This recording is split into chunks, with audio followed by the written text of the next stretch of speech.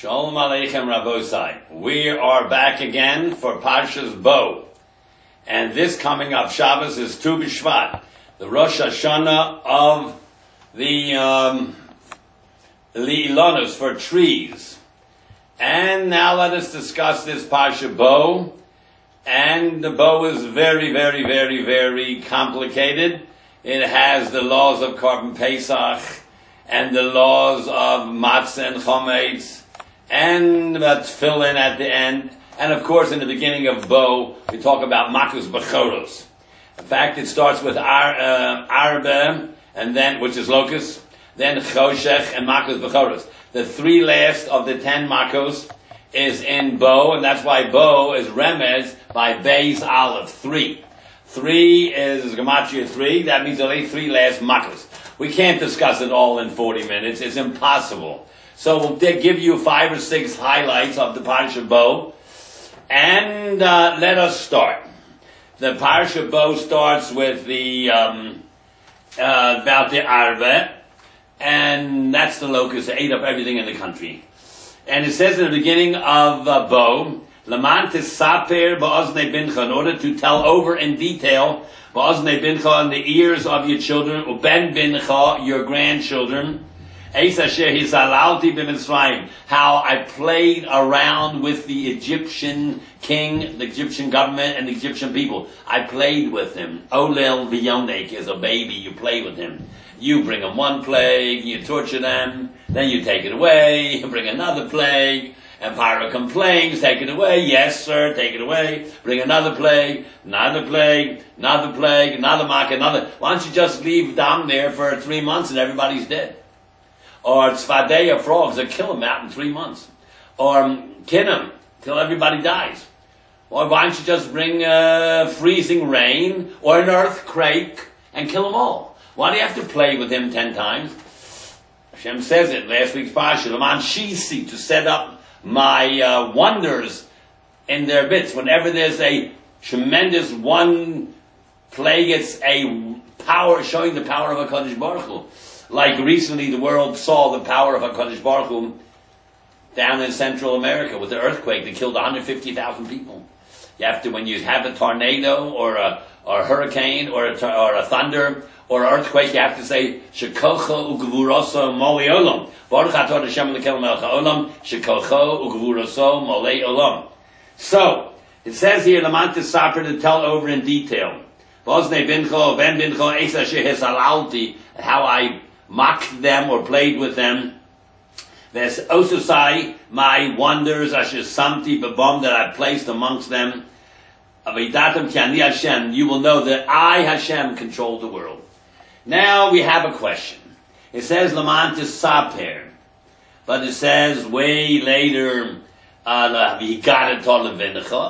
what's the difference between Laman Tisaper, to tell over, the Be'oznei Bincha, in your children's ears, and at the end of the Peseder says V'higadato leBincha, tell over to your Bincha? What's the difference between Haggadah and Sipur? So V'saper the Bincha, to tell in detail, is only a smart young child, boy or girl. Like Sipur is a story with all its details. Sofer, a writer who writes one letter after the other. Mispar, a count, a number, an exact tally. To tell over in exact detail, that's only for the Ben Chacham, a wise son.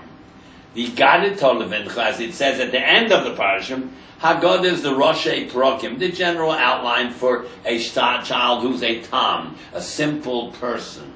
That's right, even with a PhD, a simple person who doesn't know the ways of HaKadosh Baruch Hu. He's a simple, nice person, and either he's a Tam because he doesn't know much about Yahadus like most people. They don't know the deep, deep meaning, why God brought 10 Makos, why not just one, why he had to tell Noach to build a boat, he could have saved him some other way. They don't know the deep insights of the Torah. So he got to tell your children a simple answer because he doesn't have much background information. Like you want to explain to a person in a cockpit of a pilot all the switches and levers and lights and flashes and levers moving up and down and sideways and lights, different colors. You can explain to him switch number 211. He doesn't even know the basic principles of aerodynamics. So when a person asks you, why do you wear a yarmulke? Why do you keep Shabbat? Tell him, listen, son, let's go to the beginning. Bereshis bara Elokim. The first thing you have to know is God is creator. God, there's God. Then all the other makes sense. Otherwise, what's the point of just getting involved with academia? What's the point? You're not convincing him of anything. So therefore, Haggadah is stam to a tam, a simple person. Or what you tell the tam is the same answer you give to the Rasha. Because a simple person may really be truly sincere but doesn't know anything. Or he could be turned off to Judaism. It's beyond his elite educated level because you're backwards. So his question is, what are you doing? Come on, grow up. This is ancient rituals, meaningless. You guys are from the Stone Age. You tell him, no, 2 Stone Age. Har Sinai, there were 2 stones given to us. So the could be a sincere person who doesn't know much, or could be a person who's indifferent. That is for the Chacham. And it says in the Torah, we read it in the Haggadah, it says in the Torah, Ki yishal bincha mocha. At a later date in Jewish history, your son asks you. That's a Chacham. But then it says in the Torah, we have in Haggadah, Ki yomer lecha bincha, if your son tells you off. Hey, what are you working so hard every year for Passover? So you tell him, okay. You don't even answer him. You say if he would have been there, he wouldn't have gotten out with those people who never made it. He knows all the answers. He's telling you off. That's the Rasha. Don't even answer him. These 2 questions, Lamanta Saper, that is for a Chacham. And if he got into Levincha, that's for a Tam. Or a Rasha. Because he's the one that tells you. He knows better than you. You know, I'll tell you a little, I'm not usually tell jokes, but I'll tell you an interesting story about Yosef Mitzrayim. A very irreligious, non-observant, unschooled in Torah Judaism asked his Baal Tshuva's son, hey son, you go to yeshiva, what's this Passover thing? He says, Dad, I'll tell you the story. You see, when the Jews went out of Mitzrayim, Moshe had told them to build these 12 bridges very quick. God helped them. And all the tribes went out over these 12 bridges. And then when the Egyptians came behind them, Moshe told them to take dynamite and blow up the bridges so they couldn't follow you. So the father said to the son, hey son, you don't really believe that, do you? So the son said, Dad, if I told you the real story, you wouldn't believe it. Anyhow, we live by Yetzias Mitzrayim. That's the fundamental concept of the exclusivity of the Jewish people. We're Am Hashem and nobody else is. And that's why people dislike us. And the decent Umas Olam join us or respect us.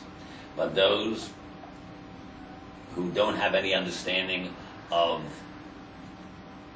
mankind's mission on earth don't like you. And that's perfectly normal. Dinhu, it's a law of nature. Esav son is Yaakov. Some are refined and don't say it, but they have it in their heart. It's a law of nature, like the sky has to be blue and the green has to be grass. This must be. Sinai, when we got the Torah at Sinai came down into the world. Har Sinai is called Har Chorei. Cherev came down in the world. It's an automatic result. So, is an elephant, is an ant angry at God and he didn't make him an elephant? No. An ant is an ant, and an elephant is an elephant, and an aardvark is an aardvark, and a giraffe is a giraffe, and Umas Olam are them, and we are thus. You didn't put in your application to be born a male or a Jew, did you? Or a female or a Jewess? Min Hashemayim. You want to change You can come in, called the Ger Tzedek, Al Pi Halacha, otherwise it don't work. And the one converting you must believe in the principles you believe in, otherwise it won't work. So we have a concept of Ger Tzedek coming in, but you can never get out. Never, never, never get out. It's impossible to know something and then unknow it. So there's a Hasidic story that someone told his Rabbi, "Hey Rabbi, do you know that Chaim Yankel shmad himself and became a goy?" Rabbi says, "Not possible." He says, Yeah, I saw it. He's wearing a big thing there, a big Salem." Rabbi says, "Not possible." He says, "What do you mean?" So the Rabbi said, "Listen to me. No real Jew ever converted himself. And no real guy ever became a Jew." You know what that means? Any ger who comes in, his neshama was at Sinai. He's not a regular guy. And no real Jew ever became a guy. Must be a traitor in his heart. Or seeds of poison came down the line genetically from previous doros. Let us now go to the next subject.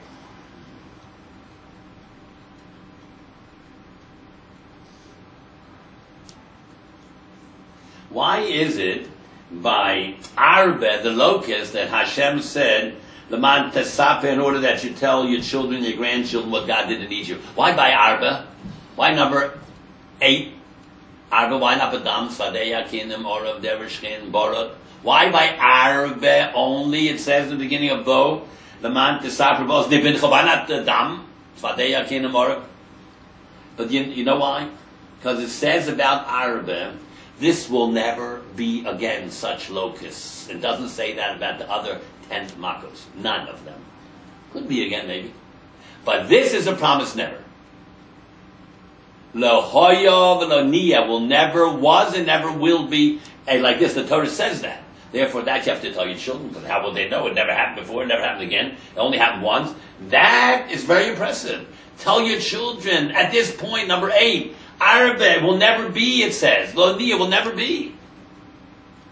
V'achrav lo yiyeh kain, it will never be again like this.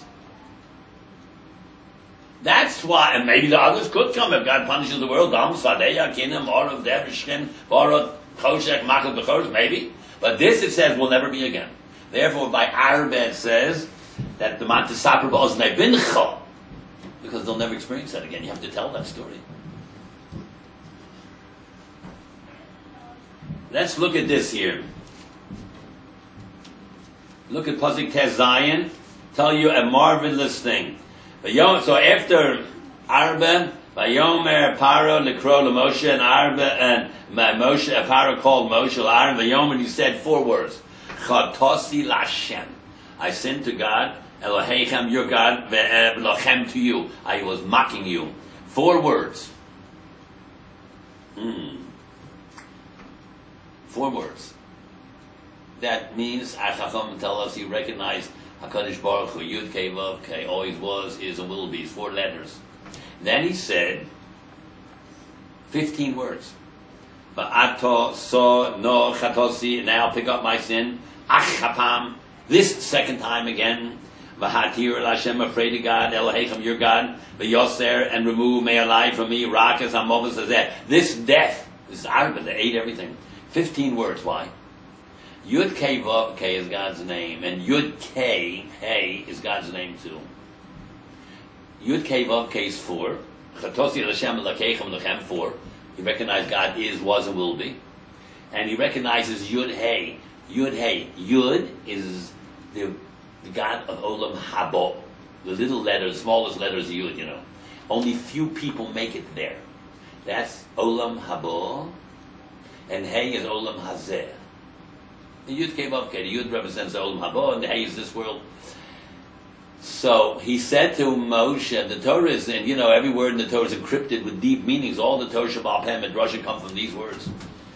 First is 4 words, I sinned to Hashem, Elokeichem, Elokeichem. Oh, you believe in God? Ha ha, good. You said in the beginning, last week, me, Hashem, who's God? Who's me, Yud Kei Vav Kei? Now you realize and you believe in the superpower that always was, is, and will be. And then he said 15 words. Yeah, I believe there's the Olam Haba, and I'm not getting it. And he's the king of Olam Hazeh too. Yud Kei. Yud is for Olam Haba because small letter, very few people make it there. And Hey, this world. And the way why a hay is built like a hay with a little thing is because if a ches is totally blocked all three sides, a person who does a sin, a choteh, a sinner, cannot get out from underneath from Gehenna. He's blocked unless he does tshuva. Hay means if you do tshuva, you can go up and get out the corner and go to Shemayim. That's the mysteries of the Aleph Beis. Learn that sefer, the mystery of the Jewish Aleph Beis by Rabbi. The Rav of Paris, what's his name? Yeah. Yes, the mysterious Aleph Beis. You learn every one of these letters has a Rabbi Monk of Paris. The famous letters, books all over the bookstores, been out 25 years. The mysterious Jewish Aleph Beis, the Hey and the Ches. Okay, now that takes care of that. Number 3.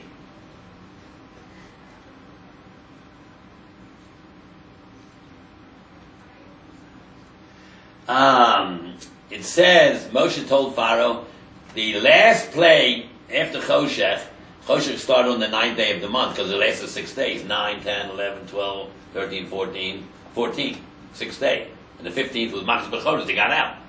So between darkness and the Choshech, there was no conversation between Moshe and Pharaoh, because there was this darkness, and then came Machas B'Chodesh, and all the firstborn died. So on the 9th day of the month, when the 6 days of darkness started, how come all the Makkahs were 7 days and the Choshech was 6? No, Choshech was 7 too.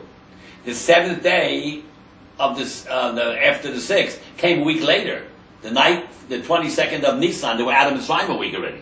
And that's when the Shvi Shel Pesach was, the 7th day of Pesach, when the Egyptians decided to change their mind to get the Jews back and all the money they gave them. They emptied out Egypt. They bankrupted Egypt with all the gold. Billions upon billions of dollars. All the money the Yosef had collected 150 years before was in the Egyptian treasury. They felt such remorse that night that they had enslaved these people for 210 years. They gave them millions and billions of dollars. The Mishkan, just look at the Mishkan, had one of the many things made out of gold. The Kapara's cover on the Aron was a thick, solid gold, 24 karat gold, 4 inches. 5 feet long, 2.5 amas, 1.5 feet wide, 3 amas, 4 inches thick. $100 million if you figure it out today's thing with gold. Just that. What about the menorah? What about the kruvim? What about all the wood painted thick with gold plate? The Mishkan was billions of dollars. They emptied out and bankrupted Egypt. So he says like this: Kech kachatzos, exactly at midnight. He didn't say kit. Ka, exactly. Why don't you say ba? It does. When it actually happened, it's ba chatzos, exactly at midnight.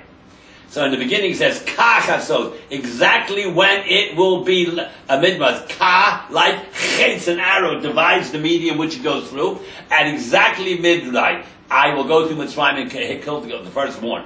However, the Medrash says that the Goyim may have they didn't have watches. Their clocks, or whatever they told time with, they could tell time in the middle of the night too, you know. They were smart people, the Egyptians. They'll say, look at our clock. Moshe's a badoy, a liar, says Rashi. Look at this. Yeah, there's Machas B'Chodesh, but it's 2.5 minutes late. It's 1.5 minutes too early. Their clock may be off. Therefore, Hashem says, even if you're off a minute or two, they'll change the word ka into kit. Approximately midnight. So it should cover everybody.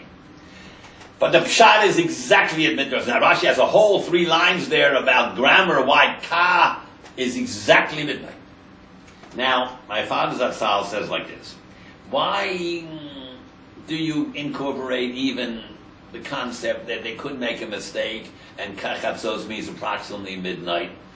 You know, why do you give this idea? Maybe they'll have such an idea and it's approximately midnight, because that's one of the midrashim. This is only a way a tzaddik and a gadol can think. Do you know midnight is time? You know in New York when it's midnight, It's midnight in Chicago 1 hour later, and in Denver 2 hours later, and in California 3 hours later. You know that if it's midnight right here, 70 miles away, which is 1 degree, it's going to be midnight, who knows, a minute later, and then minute. Lifetime moves, my father said. As the time moves, always exactly at midnight, there was that the firstborn. Here, a minute later here, a minute later here, a minute later here, a minute later here, a minute later here. That's the way a Chacham thinks. As time moves, because time moves. When it's midnight in New York, it is not midnight in Chicago. That's an hour later. And Denver 2 hours, and LA 3 hours. And 70 miles away, if you divide 360 degrees into 24,000 miles, which is the circumference of the Earth at the equator, because on top it's shorter, you'll see it's 71 miles per degree. 360 times 71 is 25,000 miles, and that's what the circumference of the Earth is. So every 71 miles, it's another minute. Another degree. Whatever time that takes, I don't know. Takes some amount of time, half a minute, whatever. You can figure that out. 24 hours into 360 degrees, whatever it is. So time moves. Good. That's how you can explain away kachatzos.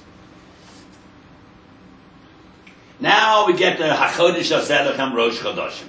This you heard all your life if you went to yeshiva. This is the first mitzvah the Jewish people got. Not true. It's the 7th mitzvah. Now let's explain that. Rashi says it's the first mitzvah. Let me explain it to you. It's the 7th mitzvah in the Torah. So the first mitzvah, Pru Revu, was to Adam and Chava. The second mitzvah is Mechola Eitz Gan Tocha. You can eat from all the trees. Third mitzvah is Alav. Don't eat from the Eitz Sadas.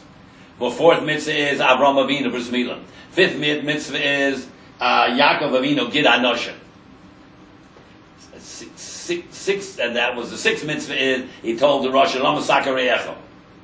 Seventh mitzvah is Barabim, the Jewish people. Barabim.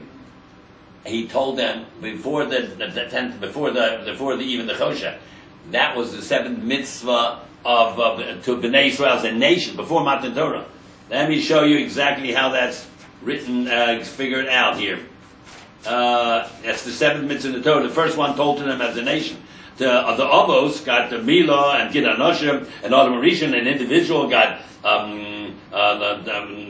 Apuavu, and you can eat from all the trees, and don't eat from the Eitz Hadas. And the 4th mitzvah was Milah, and the 5th mitzvah was Gid Anosha to Yaakov, and the 6th mitzvah was Lama Sakareyecha. Oh, then there was another mitzvah, Shluach HaEvodim, to send away your servants. Once you get to Eretz Yisrael, Moshe was told by Hashem, tell them that about slaves. If you have slaves, send them away, free them after 6 years. And then came this mitzvah, Chodesh Hazelech Rosh Chodoshim. That's the first mitzvah to the whole cloud of Yisrael, before Matan Torah, before the Def Mitzrayim. Where do I have that list? I have that list over here. Over here. It's exactly, here. Nope, I have it somewhere over here. It's the 7th mitzvah. Oh, here it is. Mitzvah Rishon of the Torah Pru Revu. The first lav in the Torah of Eitz Hadas Lo Sochel. It doesn't say you have to eat from other trees. No, don't eat from the Eitz Hadas. Number 3 is Milah to Avram, and number 4 is Gid Anosha to Yaakov. Number 5 is Madua, Mitzvah Rishona, Liyochid of Yisrael, to an individual, Lama Sakarecha, why you're hitting your friend, the Dosan, who beating of Aviram. Mitzvah Rishona, Chol Yisrael, before the Makkahs were ended, but it was not Mefurash. That's Shluach Avodim. It doesn't say that, but you learn it out. But Yitzavim El B'nai Yisrael, he commanded them to B'nai Yisrael. Doesn't say what it is, it's not Mefurash. The first mitzvah Rishona, the whole Yisrael, Mefurash, openly, explicit. That's a Chodesh Hazelech Rosh Chodoshim. That's number 7. Pesach, number 8. Chametz Matzah, number 9. Number 10, Anochi Hashem Elokecha. That was at Matan Torah 7 weeks later.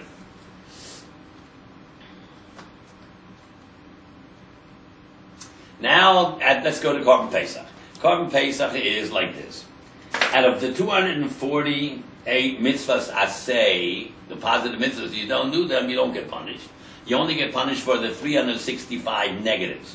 Some is malchus, some is money, some is kores, some is sreifa, some is chenek, some is skilo, sreifa, herek, chenek, visu b'dei shemayim, different kind of punishments. But out of the 248 mitzvahs, you don't do them, you don't get any punishment. You don't eat matzah, you don't get punished. There's two mitzvahs of the 248. If you don't do them, you get the worst of the worst of the worst of punishment. It's called kores. One is not eating korban pesach, and one is not having a bris milah. What is so important about not eating korban pesach and not having a bris on your body? Why is that the only two of the 248 where you get kores? Kores is the destruction of your soul, or the die out of your family.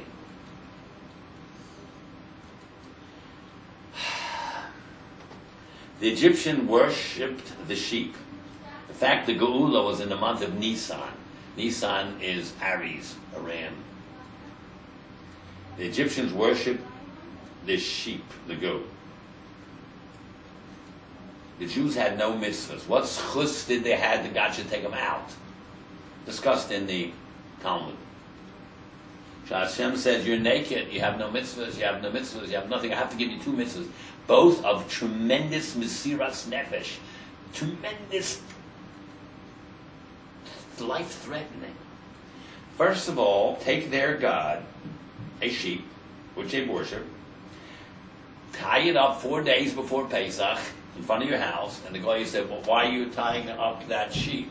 He says, well, we're going to kill it. Kill it? Yes, sir. And you know what else? We're going to burn it. Oh, roast it. Wow. You know what else, Mr. Mitzri? We're going to eat it. Wow! Eat! I got. We're not even finished. We're going to take its blood and smear it on the wall. You could get killed for this. You know what it's like in the Jewish neighborhood? Any Jewish neighborhood in the world where it's very Jewish, go to the church and put a mug and Daven on the front door and break down the cross. That's the end of you. That's what they did in Mitzrayim. Hashem wanted to see that Mesiras Nefesh. It's a chus to have Geula. If you're not connected to historical creation of the Am Yisrael, you are finished. You cut yourself off, God cuts you off. That's called kores. No human being on the face of the earth ever ate a korban before korban Pesach. Not when Adam made a korban, it was an olah. Noach was an olah, totally burnt up. Shem, Meshuselach, Noach, Avram, Yitzchak, Yaakov. No one ever thought the idea to eat a korban. And it says by Yaakov, when he went down to Mitzrayim, he made zevach. Zevach is always shlomim, which you eat, but in Peah, in Zvachim, first Mishnah, it says that was the olah. No human being had a havamina to put a korban in their mouth until this moment. And Hashem says, if you don't do it, I'll destroy you. You must have the schus to get out of Mitzrayim with a tremendous act of Mesiras Nefesh. You eat their God. And why is a human being who's Moser Nefesh able to eat a korban? Because you do God's wishes, and you eat what is despicable to us, their God, to show that you do not believe in that. You reject all of Avodah Zarah. You have a right to be redeemed as God's nation, the Am Segula. Means you connect yourself with the historical creation of the Am Yisrael. Now let's go to the body. If you don't have a sign on your body that should make you different than everybody else, you do not believe in Kedushas Haguf, the holiness of the Jewish body. All Gentiles believe in the soul and the world to come, and the soul is holy. We believe in that too, and the body is Kodesh Kedoshim. You cannot make a tattoo on your body. You cannot make an autopsy on a Jewish body. You cannot kill a body inside of a person, even if it's a Gentile person. Abortions is asur. It's murder. The holy, you have to put tefillin on your body. Woman has to cover up her body in tznius. That's a fundamental concept of Am Hashem, the special nation of God. You cannot hurt your body in any way. You cannot take a life, even if a person suffers for months and years. God gave it, he'll take it away when he decides is the right time. Kedusha, if you don't understand that the guf of Yisrael is Kodesh, we took these two mitzvahs, mixed their bloods together, and smear them on the door. That's a knockout punch. We're saying to the world, we believe in zero avodah zarah, and number two, we believe in the kedusha of Klal Yisrael. We believe in the historical creation of the Jewish people, and that its guf is kodesh, not just the soul. If you don't understand this, kodesh. Now, if you didn't have a bris, not due to your fault, you grew up in a place where they forbade bris, okay, not your fault. If you're Machal Shabbos and eat treifas, you don't know anything, it's not your fault, until you know, and then it's your fault. Then you have to take care of it. That's why thousands of adults who were born in countries that didn't permit bris have a bris when they're older, 20, 30, 50, 70. They want to die as a member of Klal Yisrael. Now, there's certain Jews that are not allowed to have a bris. Let's say your family has a hemophiliacs. The blood doesn't clot. So if two of your brothers died at bris milah, then the third brother doesn't need a bris. He could be a Rosh Hashiva, God will be Yisrael, but he can't eat Korban Pesach, because an Orel cannot eat Korban Pesach. He's called Orel Haguf. He can't eat Korban Pesach. There's other Reilim that can't eat Korban Pesach. Orel Halev. Stopped up heart. You don't believe in Judaism. You're a Jew. You also can't eat Korban Pesach. An Orel, Stam Orel, a guy cannot eat Korban Pesach. Orel Halev, a Pashi Yisrael, cannot eat Korban Pesach. And Orel Haguf, because he's a tzaddik, but he just not allowed to have a bris. He can't eat Korban Pesach. But there's a certain guy that if he doesn't eat Korban Pesach, the master cannot eat Korban Pesach either. If a Jew has an Eved Kanani, if the Eved Kanani, which is like furniture, because you never free him, it's also to free him. La'olam b'hem ta'avodu, it's like furniture. It goes down to your children, your house, the furniture, your property, your estate, goes to the next generation. You can inherit this guy down the line. So if he's an Eved Kanani of Yisrael, if that Eved Kanani doesn't have a bris, the master can't eat Korban Pesach either. But this Eved Kanani could eat Korban Pesach. He's the only guy that eat Korban Pesach because he's not a guy and he's not a yid. He's half in between because he has to do the mitzvahs of a woman. He's a half yid. He's not a guy. He's not a yid. He is a chatiyid. So he has to have. If he doesn't have a bris milah, the owner, the baal cannot eat Korban Pesach. Both of them have to have a bris milah to eat the Korban Pesach. He's your furniture. He's an extension of you.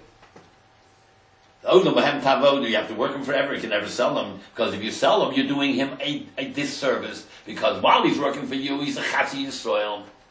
Only does some of the mitzvahs of Yisrael. And if you free him, he's going to go down in Madrega. We have a rule in life.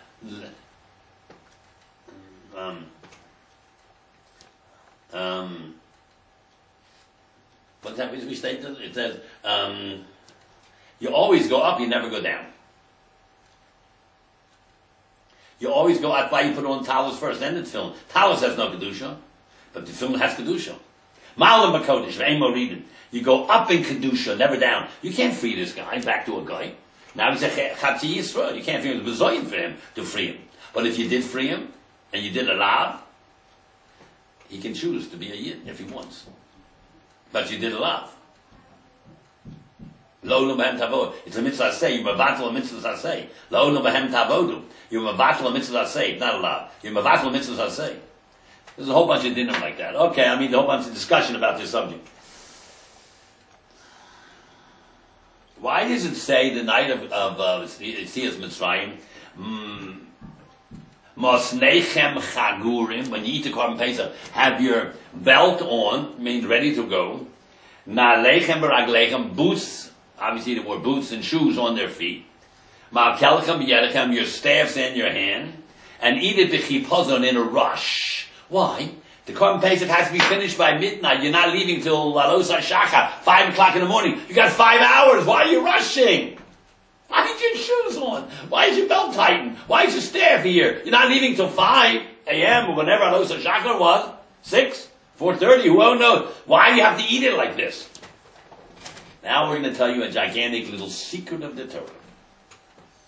This is b'chipozon the Yisrael. You have to be in a rush. You got 5 hours. You have a few precious hours left to do tshuva. You were on the 49th level of Tumah. Why should God save you? Think about 3 things. Masneichem chagurim. Make a belt around yourself. You know, we know that you can't say, the men used to wear in the olden times, not pants, they wore robes. You can't daven or make a bracha unless you have a belt on a girdle around the middle. Separate the top from the bottom. The top is where the neshama is in the heart. And the bottom is more base parts of a human being, the animalistic things, and the top is the more spiritual things. You might have to make a separation. Think about those few hours before you get out of Mitzrayim. Masneichem chagurim. Do tshuva for those things that have to do with immoral lifestyle, or thinking bad thoughts, immoral lifestyle. Do tshuva for that. It's a rush. You got a few hours left. You hope you get out. Something could happen. Maybe some people would die. They thought maybe. Na'alechem v'raglechem, shoes on your feet. Do tshuva for the places you went where you should not have gone. Ma'akelechem v'yedechem, staffs in your hand. Why do you need a staff? You're 18 years old, or 25, 35, 45. You don't need a walking stick. If you're 28 or 48, why do you every boy over by mitzvah has to have a ma'akelechem v'yedechem? Think about things that you're chayiv malchus, that you didn't get. Because malchus is with a strap, but malchus is with a stick. Think of the things that you were not punished because you did tshuva now. You only have a few hours left. But chipozon to Yisrael, rush. Don't blow this opportunity. That's why he says this. Be sure you make it out of Mitzrayim. Something doesn't happen in between now and Yetzias Mitzrayim that you're not going to make it. Then we get to the thing of Korban Pesach. So there's 62 dinim Korban Pesach. There's 20 mitzvahs in this parsha. One mitzvah of Korban Pesach has 62 dinim. Matzah and maror. So many dinim about matzah, how you bake it, and when you eat it, and maror. Remember the bitterness. Why should you remember the bitterness? You're in Mitzrayim. I got to tell a person in the concentration camp, a day after he was liberated, let's say it was Pesach, I'm going to eat maror to remind you of the bitterness. Why do you have to have in Mitzrayim maror? Why? Why do you have to have matzah to remind you what slaves said? Just yesterday you ate that thing. Why do you have to have my wine? Well, these are deep subjects, tremendous deep subjects. We say at the Seder, matzah zu she'ano ochlim, this matzah that we eat, al shumo, why do we eat it? Shelo behaspik b'tsekum, the dough that they took out of Mitzrayim the last night didn't rise to become chametz, because they only had one night Pesach, by the way. They didn't have 7 days. They had one night. After midnight was over, the next day allowed to eat chametz. They wanted to eat chametz. They took some extra dough. The matzah they ate at night, but they took some extra dough to put it in their sack. And they said, we go out of Mitzrayim in the morning somewhere, well, the sun comes up, we'll bake it into challah. So they took the dough in their sacks. Terem yachmat before it became chametz, because they're not free to keep more than one night, basically. So, matzah, we say the Haggadah, where we eating, Al Shema, why do we eat it? To remember the matzah that didn't rise after Pesach. Why don't you say this is the matzah we ate for 210 years as slaves? Why? Do you have to remind you that there was this supposed to be chametz and it didn't become chametz? Why? This matzah you eat on Seder night is not the matzah of enslavement. Haraya, you lean back like a free man. It's not the matzah of enslavement. No. It's the matzah of after Makos Bechoros. Now you are again a slave, but this time of HaKadosh Baruch Hu. Instead of Avdei Pharaoh, you're Avdei Hashem. To be totally free, you got to be a total slave. To free yourself on that anchor called Yetzer Hara, you have to be free totally from that by being totally enslaved to Torah. Eina ben chorin, you're not a free man. Elamishi yasik b'tal Torah. Only if you're deeply involved in the Torah lifestyle, or you're totally free from all the other schmutz that pulls most people down. Wow. That matzah you eat Seder night. Al shummo, this matzah of Seder, what is that one about? Al shum shlo with hospek with seichkom with seichkom when the dough didn't rise. They thought they're going to eat regular bread like for normal people. Now we got time. Hashem says no. Something happened at midnight. Something in Gilui Shechina, that normal life, that at moment the bread Hashem took away the power from the bread to rise, and it's miracle bread. Now you are immediately my slave. You're free totally to serve me. Because when you serve Pharaoh, you get beat up. When you serve me, you get Olam Haba. That's the difference. So we have to learn the dinam of matzah and maror, the bitterness. You know, bitterness. The 5 types of maror, men's and Yerushalmi, what you should eat Seder night. Some people have one of them. We have lettuce and horseradish. I know. Do you know that the best one of all the 5 is lettuce? You know why? Lettuce is very geschmack in the beginning. It's not bitter at all. In fact, you have it every tuna sandwich, every lettuce and tomato sandwich. It's great. It's geschmack. It's not bitter at all. You chew it for 5 minutes, it comes tasteless. That's how assimilation starts. Bitterness ends it. Assimilation. First, it's geschmack. You mix with them. You do all the things. Eventually, your grandkids are goyim because you intermarry. Assimilation starts out very nice, very pleasant. It's geschmack, like a piece of lettuce. You chew it more and more and more, it turns into tasteless. Life has meaningless, worthless. You're a failure as a yid. So you take the best kind of all the 5 moros, which is called chazeres, lettuce, which is not bitter at all. But eventually you taste it. It becomes like a piece of paper, has no taste. That's how life is if you don't live a Torah life. You only realize that when you're old, if you have no seichel. But when you're young, you understand that. You go to yeshiva. So, think about maror. That assimilation has a bitter after results. That's maror. The best of all the maror is not the bitter one. Is the chazeres, the lettuce. Of course, there's another sheet that we take maror too, which is very, very bitter. That's what we do both. We put the maror inside of the other maror, we dip it in. Okay, there's 2 sheetas. Pesach, matzah, and maror. Now I'm going to tell you something that's going to blow your mind.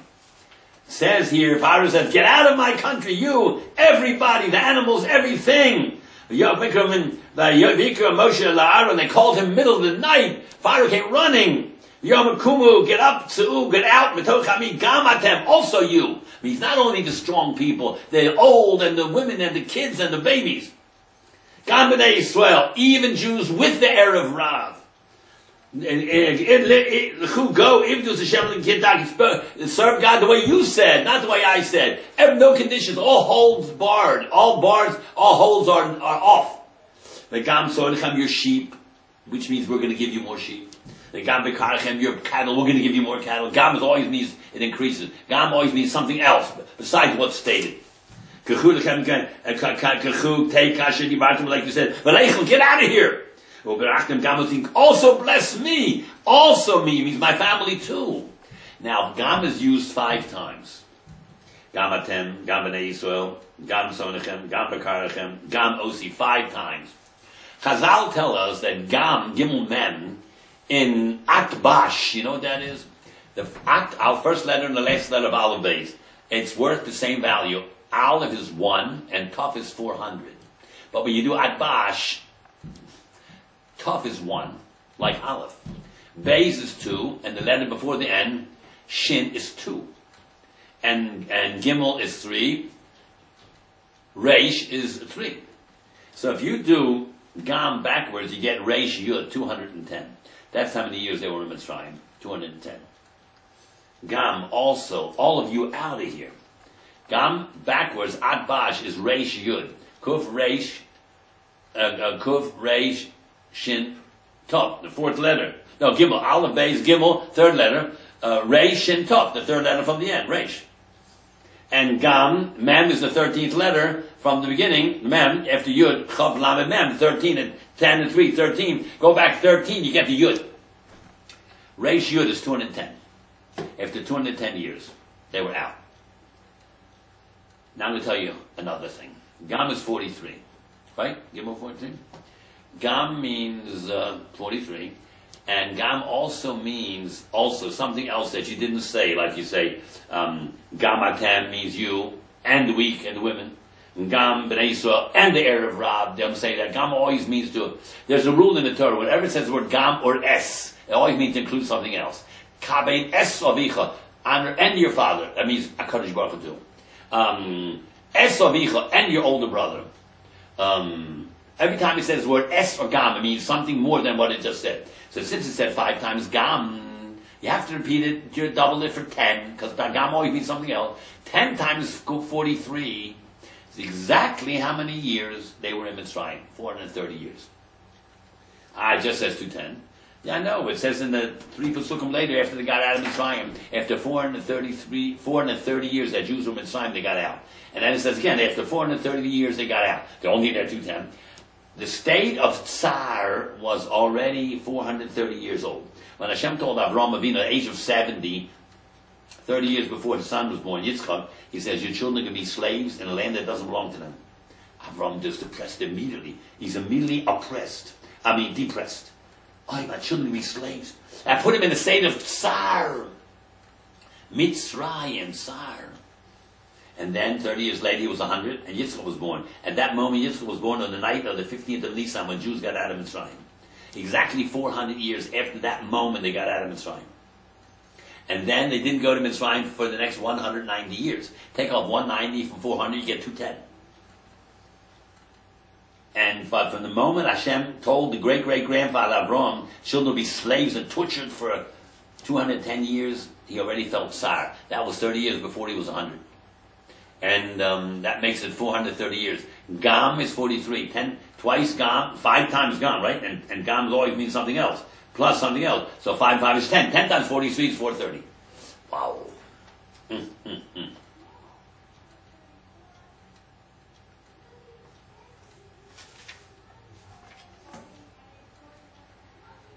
And then it says here, something here. How many men came out? Well, between 20 and 60, but Yosef and Yosef and Ramses, they came out of Ramses. By the way, Ramses was 430. That's how many years they spent. That's their past. The next word is Sukkos. That's the future. That's 480 years till they build the Beis Hamikdash. From the moment Hashem told Avraham at the brisbane of the Sorah when he was 70, 30 years before the son was born, that's called the past. They came out of the last city out of Egypt was Ramses. That happened to be 430. 430 years till the moment of Exodus. The next word they went from Ramses to Sukkos. Sukkos. The word Sukkos is 480. That's how many years it was. 40 years in the Midbar, 440 years in Eretz Yisrael, till they built the Beis Hamikdash, Rosh Shlomo. 480 years until they got to their purpose. Get out of Mitzrayim, get the Torah, go in Eretz Yisrael, learn how to capture the land, and teach the Torah. 440 years after they're in the country, they built the Beis Hamikdash. So Ramses is the past, 430. Sukkos is the future, 480. It says they came out Sheish Me'osel of 600,000 Ragli foot men, 20 to 60. Agavorim men, Levad Mitov, besides the babies. Rabbi Sai, besides the babies? I mean, if you're 19 years old, you're a baby? And 18? And 17? And 16? And 15? And 14? And 13? And 12? And 61? And 71? And 81? And 91? You're a baby? What does it mean? Says the Netziv, Netziv, Naphtali Tzvi Yehuda Berlin, grandfather of Chaim Berlin. And a son, father of someone who didn't turn out too good either. He had his name Hebraicized in Israel. Yeah. Because the university named after him. So, it says that the Netziv said, Everybody who is not 20 to 60 is a TOEFL secondary. Because the main fighting force and the main people is 20 to 60 males. Younger than that, you're too young to go to war, and you don't go to war until you're 20. Older than that, your body's a little weak. And so the prime age is 20 to 60 males.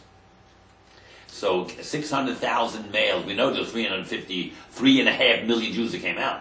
Because everybody's not only 20 to 60 and males.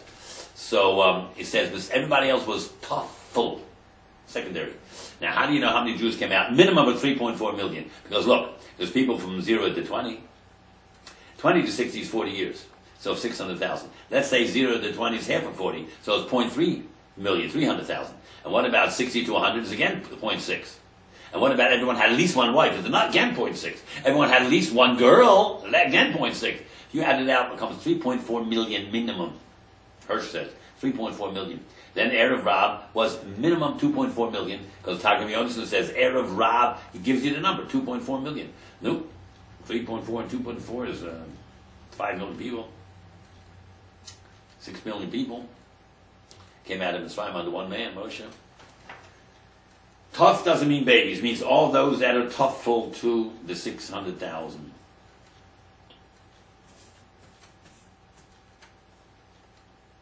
At the end of the parsha, it talks about tefillin. It says, Totofos beinenecha. These totofos between your eyes. Right, last passing. Instead of writing a Yud Dalet final Chaf, it writes a Yud Dalet Chaf Hey. And we learn from that the weak hand, Yad Kei Ho, the left hand. And if you're a lefty, that means the right hand is the weak hand. Yad Yod Cho, not only your hand. It says earlier Yod Cho, but a few seconds later, Yod Cho again with a Hey. Yad Kei Ho means the weaker hand, which means you have to put the tefillin on the weaker hand, and the right hand that puts it on is the ikar hand. Lahaniach tefillin, you say. Don't say wearing tefillin, you say to put it. The ikar mitzvah is to put it on, not having it on. If you just put your hand up and someone, you stuck your hand through something and the tefillin fell on here, that's not the mitzvah, no. You have to put it on. If someone puts it on for you, you didn't put it on.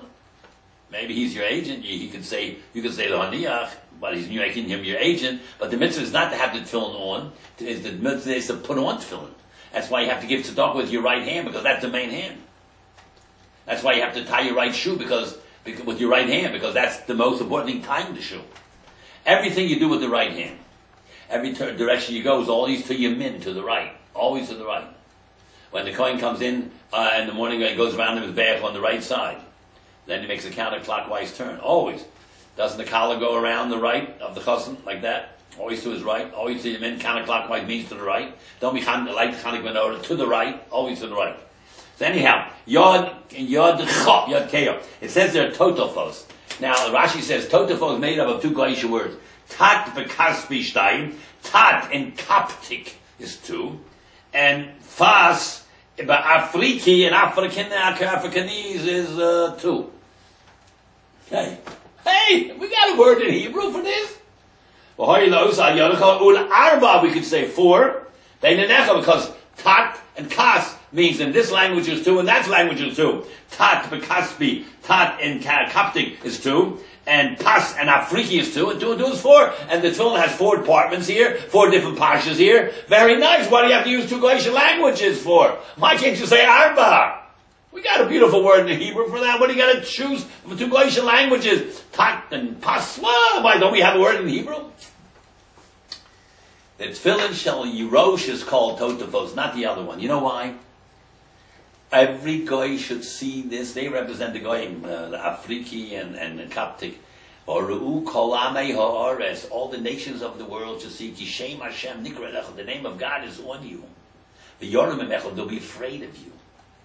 Every single Jew in the world who's totally honest, scrupulously religious, the Goyim have derech eretz for you. They lose their derech eretz if you're a crook and a ganef and a cheat and a smart aleck and assimilationist. They have no fear from you at all. In Germany, those reformers totally abandoned Judaism. They were taken to Auschwitz, Dachau, Bergen-Belsen. No fear, nothing. They were Wir seien Deutscher. They said, we're the Germans. Hitler thought you were a dirty Jew. So therefore, the experiment was a failure. The traitorship of Reform, it's not Judaism. Reform religion is a traitorship against God. You're not in unless you're a Torah Jew. You're ancient pagan. Those Jews who gave up bris and Shabbos and everything were taken with every other religious Jew to the same place and tattooed. Therefore, the experiment failed. In Hanukkah time, the Hellenists failed. In Spain, they failed because there came an Inquisition from Portugal across the river. If you try to run away from Hashem, He sends agents to remind you who you are. The German assimilationists, liberal Juden, they call that, liberal-minded Jews, advanced, enlightened people, Western European enlightened people. They didn't want to put on tefillin anymore. That's an ancient Hebrew rite. So God sends the goyim to remind you. He puts a mark on your left arm where your tefillin is, tattoo. You don't want to wear tzitzis anymore. So Hashem, your garment under the whole beged. So Hashem sends the goyim, gives you a piece of cloth to put on your body, yellow star. You don't want to put a mezuzah on your door, so the guy writes Yudah on your door. God sends them to remind you. You don't want to go to shul. You made your temple that you owed 3 times a year, but we go to shul 3 times a day. So the guy gathered the Jews up in the shul and burnt them, not in the store. It goes one thing after the next. You want to change your name from Yisrael and Chaim and David and Shlomo to Gustav and Heinrich, right? So then they could still get out in 1939 and 38. Every passport of every Jewish man was stamped Abraham. You know that? Every woman, Sarah. When you could still get out in 38, 39. Interesting. You run away from your identity because you have no courage. And therefore they hate you more. The only way they respect you, the Yoru Mimeko Ki Shem Hashem, name of God is written on you. The Yoru Mimeko says that. They'll be afraid to touch you. Shem Hashem is on the film. It says Shin here. It's only one of the 3 letters, Shin Dalet Yud, right? The Dalet is here and the Not. Shin Dalet, 2 of the 3 is enough, and the Yud is right here. And the Not over here, and it's only Shin Dalet Yud.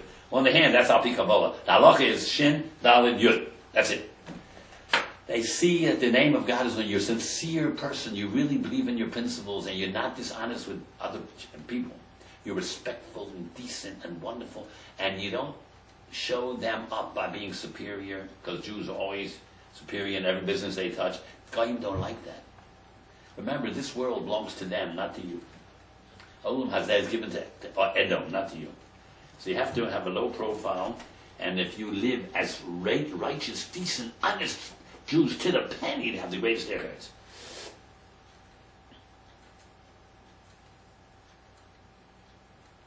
Now the last thing. Let's talk about the last thing.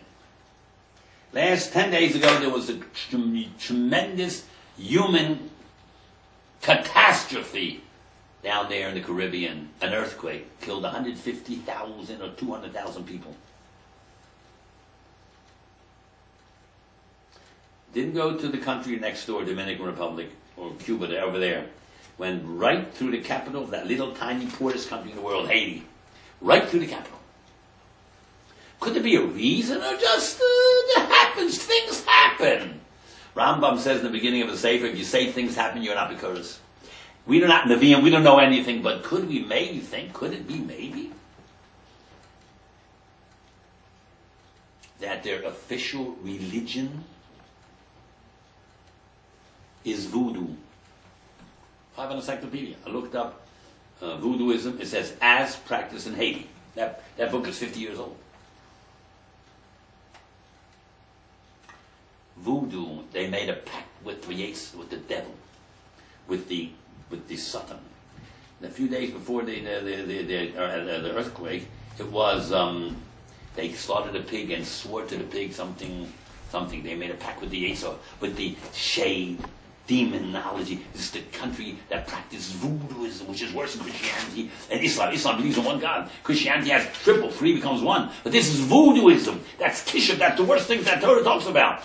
Maybe. We're not Nevi'im, I don't know. Yes, we have to have Rachmanis in Israel, sent the team down there. Wonderful, we gotta help these pathetic people. Could it be maybe that's a reason? I mean, we have a brain, maybe you can put 2 and 2 together. Okay, Rabbi Sai, have a wonderful Shabbos, a wonderful week rather, and we'll speak to you next week at Parshas B'Shalach and Sei gesund stark.